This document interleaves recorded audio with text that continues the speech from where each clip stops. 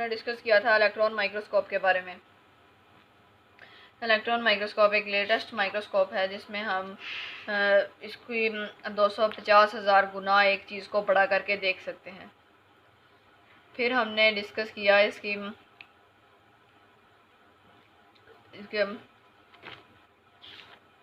Resolution power के बाद हमने डिस्कस किया इसकी रेजोल्यूशन पावर थी 0.2 नैनोमीटर।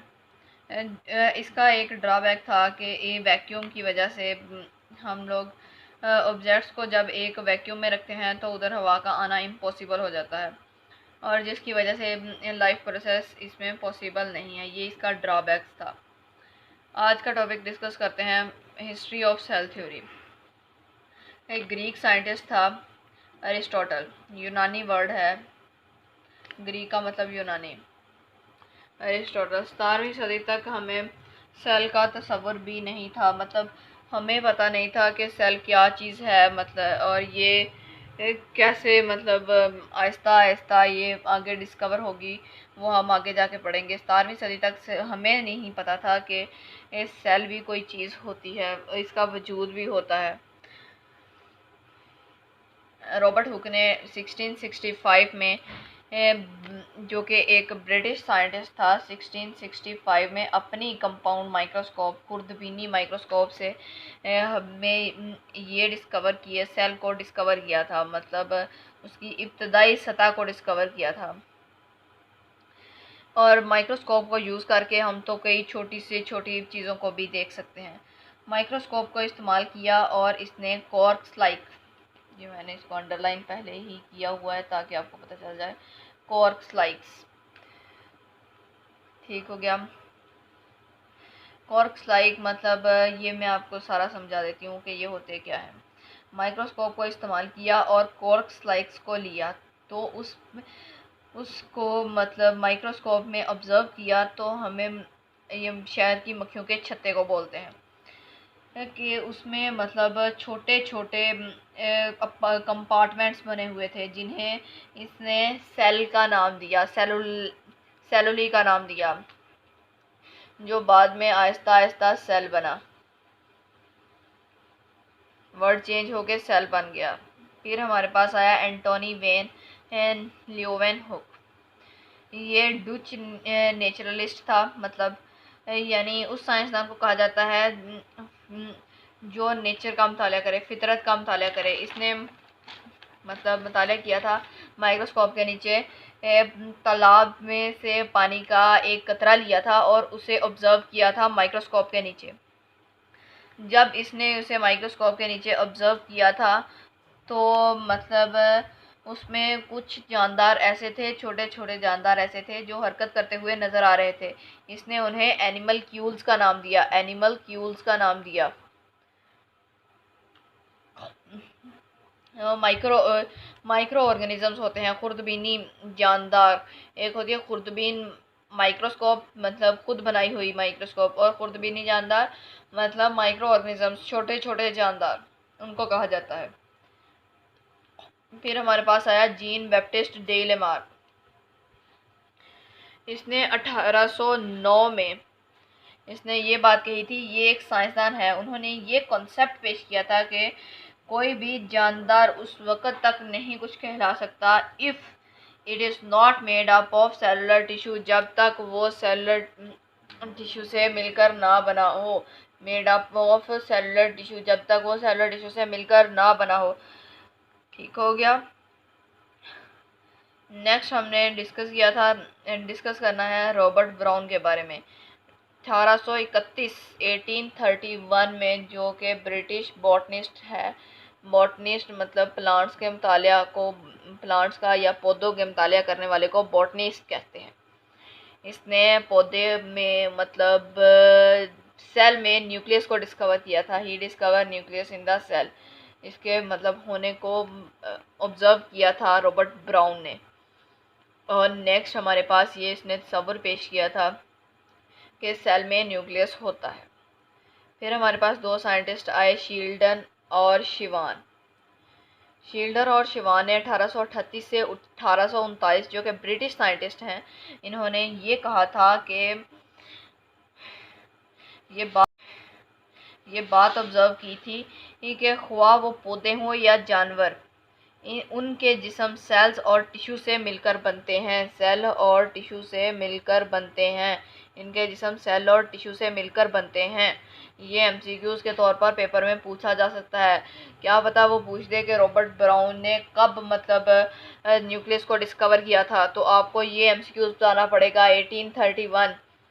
ऐसे ही ये एमसीक्यूज़ के तौर पर भी पेपर में आ सकता है और वैसे शॉर्ट क्वेश्चंस के तौर पर भी पेपर में पूछा जा सकता है। नेक्स्ट हमारे पास एक साइंटिस्ट था रुडोल्फ विर्चू। 1855 में ये एक जर्मन फिजिशियन था। फिजिशियन मतलब होता है मुआलज वो कहते हैं। इसने सिर्फ जर्मनी के 2 वर्ड्स कहे थे, ओमनी सेलुला, ई सेलुला, और जिनको आगे लुईस पास्चर ने एक्सपेरिमेंट्स के ज़रिए किया था। 1862 में 1862 में इसने एक्सपेरिमेंट्स किए थे। नए सेल सिर्फ और सिर्फ उसी सूरत में बन सकते हैं जब पुराने सेल मौजूद हों। नए सेल उसी सूरत में बन सकते हैं जब पुराने सेल्स हमारे पास मौजूद हों और वो डिवीज़न का और उनमें डिवीज़न का अमल हो। इसी तस्वर को उसने तजर्बात से साबित करने किया था लुईस पास्चर ने 1862 में। जब उसने ये सब किया था तब उनके पास 2 टर्म्स आई थी, बायोजेनेसिस और एबायोजेनेसिस। ये 2 टर्म्स आई थी।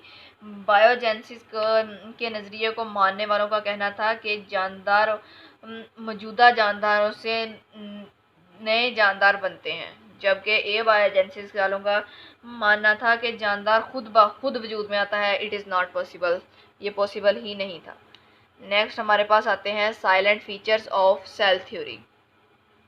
ये हमने एज इट इज़ ऐसे ही याद करने हैं। इनमें कुछ ये शॉर्ट क्वेश्चंस के तौर पर पेपर में पूछे जा सकते हैं क्या ये इंपॉर्टेंट शॉर्ट क्वेश्चन है। All organism are composed of 1 और मोर सेल। तमाम जानदार एक या एक से ज़्यादा सेल पर मुश्तमिल होते हैं। Cell are the smallest living thing. Basic unit of organisation of all organism. Cell basic unit है। Organisation of all organisms basic unit है। और cell arise only by the division of previously existing cells. ये Louis Pasteur ने कहा था, हम थोड़ी देर पहले मैंने आपको बताया था। नए सेल सिर्फ और सिर्फ उसी सूरत में बन सकते हैं जब पुराने सेल मौजूद हों और उनमें डिवीजन का अमल जारी हो। आज हमने पहले इससे पिछला लेक्चर डिस्कस किया था इलेक्ट्रॉन माइक्रोस्कोप के बारे में। ये होती क्या है, इसके ड्रॉबैक्स क्या हैं, और ड्रॉबैक्स को आपने एक ड्रॉबैक्स मैंने आपको बताया था, आपने उसे याद रखना है। ऑक्सीजन की वजह से इनमें लाइट माइक्रोस्कोप में लाइफ प्रोसेस का होना मुमकिन नहीं था। ये इसका ड्रॉबैक था। फिर हमने आज का लेक्चर डिस्कस किया history of cell theory. History of cell theory सबसे पहले हमारे पास एरिस्टोटल आता है 17th सेंचुरी में, और फिर हमारे पास आता है रॉबर्ट हुक 1665 में। नेक्स्ट फिर हमने डिस्कस किया, ये ब्रिटिश साइंटिस्ट था, इसने कॉर्क्स लाइक से सेल के अपार्टमेंट्स को डिस्कस किया था और उन्हें इसने सेल का नाम दिया था। सेलुलरी इसने कहा था, जबकि वर्ड आहिस्ता आहिस्ता हमारे पास होता होता सेल बन गया था। एक हो गया। नेक्स्ट था एंटोनी वेन लेवेनहुक, डच नेचुरलिस्ट था, मतलब फितरत के मुतालिया करने वाले को नेचुरलिस्ट कहते हैं। इसने तालाब के पानी से मुशाहदा किया था, पानी के कतरे को लिया था तो वहाँ पर जानदार चलते फिरते नज़र आ रहे थे जिन्हें एनिमल क्यूल्स कहा जाता था। एनिमल क्यूल्स, मैं इधर वर्ड लिख देती हूँ, एनिमल क्यूल, NIMALCULES, एनिमल क्यूल्स कहा जाता था। फिर हमारे पास आया साइंटिस्ट जेन बैप्टिस्ट डे लेमार्क। इसने कहा था कि इसने ये कॉन्सेप्ट पेश किया था कि कोई भी जानदार उस वक़्त तक जानदार नहीं कहला सकता if it is not made up of cellular tissue, जब तक ये सेलुलर टिश्यू से मिलकर ना बना हो। ये चीज़ इसने इम्पोर्टेंट कह दी थी। ठीक हो गया। ये भी एमसीक्यूज़ के तौर पर पेपर में पूछा जा सकता है। फिर हमने रॉबर्ट ब्राउन के बारे में डिस्कस किया था, ब्रिटिश बॉटनिस्ट था, इसने न्यूक्लियस को डिस्कवर किया था। शील्डन शिवान के बारे में डिस्कस किया। एक साल के अरसे में इन्होंने ये बात ऑब्ज़र्व की थी, ख्वाह पौधे हों या जानवर के जिस्म के जानवर हों, इनके जिस्म सेल्स और टिश्यू से मिलकर बनते हैं। इसने कहा, रुडोल्फ विर्कू ने कहा था ओमनी सेलुला और ई सेलुला, जर्मन वर्ड्स हैं ये दोनों, ओमनी सेलुला और ई सेलुला। एयर इन दो वर्ड्स को लुइस पास्चर ने एक्सपेरिमेंट से प्रूव किया था। फिर हमारे पास उसी में दो टर्म्स आती थी, बायोजेनेसिस और ए बायोजेनेसिस। बायोजेनेसिस के मानने वालों का कहना था कि जानदार मौजूद होते हैं फिर उनसे नए जानदार बनते हैं, जबकि ए बायोजेनेसिस के मानने वालों का कहना था कि जानदार खुद ब खुद वजूद में आते हैं। फिर हमने silent features of cell theory को डिस्कस किया था, जो एज इट इज़ हमने ऐसे ही याद करने हैं। ये शॉर्ट क्वेश्चन के तौर पर पेपर में पूछा जा सकता है, इंपॉर्टेंट शॉर्ट क्वेश्चन है। Thank you.